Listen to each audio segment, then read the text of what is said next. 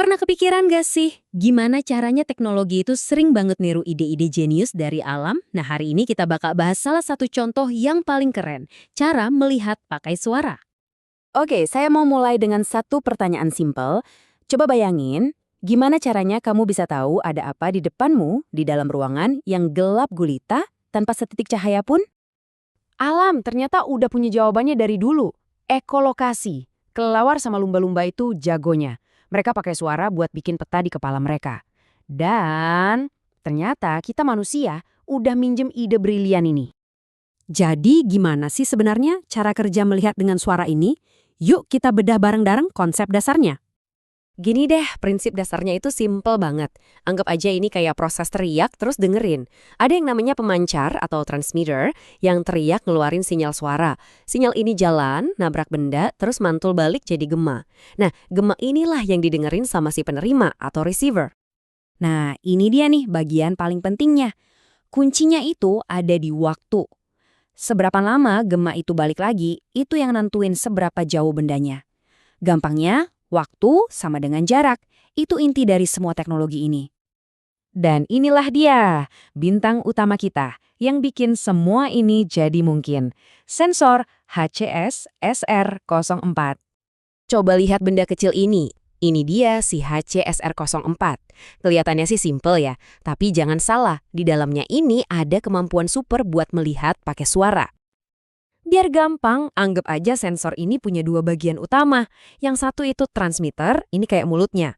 Dia teriak pakai suara ultrasonik, suaranya tinggi banget, sampai kita nggak bisa dengar.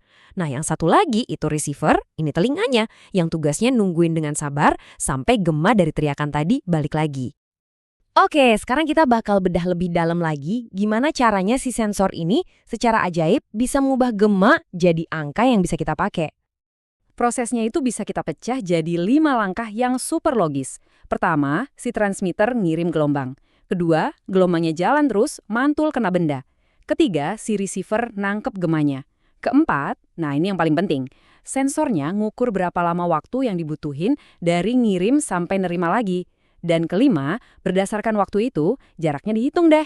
Simple dan terstruktur kan? Sensor ini emang canggih, tapi dia nggak bisa kerja sendirian. Dia butuh katakanlah otak buat ngasih perintah dan buat ngerti hasil pengukurannya. Dan ini dia pasangannya. Kalau sensor HCSR4 ini ibarat indranya, mata dan telinganya, maka microcontroller, contohnya ESP30 ini, itu otaknya. Si otak inilah yang bakal ngolah semua informasi yang ditangkap sama indranya. Dan di dunia nyata, nyambunginnya tuh ya gini doang. Cuma pakai beberapa kabel kita bisa sambungin si indera ke otak. Udah deh jadi satu sistem yang siap buat ngerasain dunia di sekitarnya. Disinilah sihir pemrograman dimulai. Cuma dengan satu baris kode simpel ini, kita seolah-olah lagi ngasih perintah ke si otak, "Woi, mulai sekarang hitung ya berapa lama kamu dengar gema, dan berhenti ngitung pas gemanya udah selesai." Intinya, kita nyuruh dia buat ngukur durasi gema yang balik. Dan inilah hasilnya.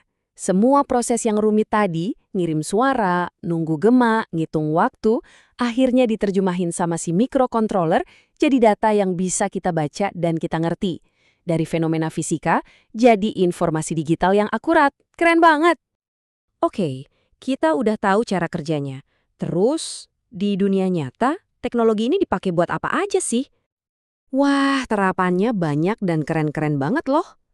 Mulai dari sensor parkir di mobil biar kita nggak nabrak, ngebantu robot dan drone jalan sendiri, sampai bikin tongkat canggih buat teman-teman kita yang tunanetra. Bahkan buat hal simpel kayak ngukur ketinggian air di tandon juga bisa. Nah, inilah yang bikin sensor ini jadi revolusioner. Sensor HCSR04 ini harganya murah, gampang didapat, dan ini yang ngejadiin dia kayak balok-balok Lego buat para penemu, hobis, dan insinyur di luar sana buat nyiptain macam-macam inovasi baru. Jadi, setelah tahu gimana caranya kita bisa ngasih kemampuan melihat pakai suara ke sebuah perangkat, pertanyaan terakhir dari saya buat kamu. Kalau kamu punya kekuatan ini, inovasi gila apa yang bakal kamu ciptain?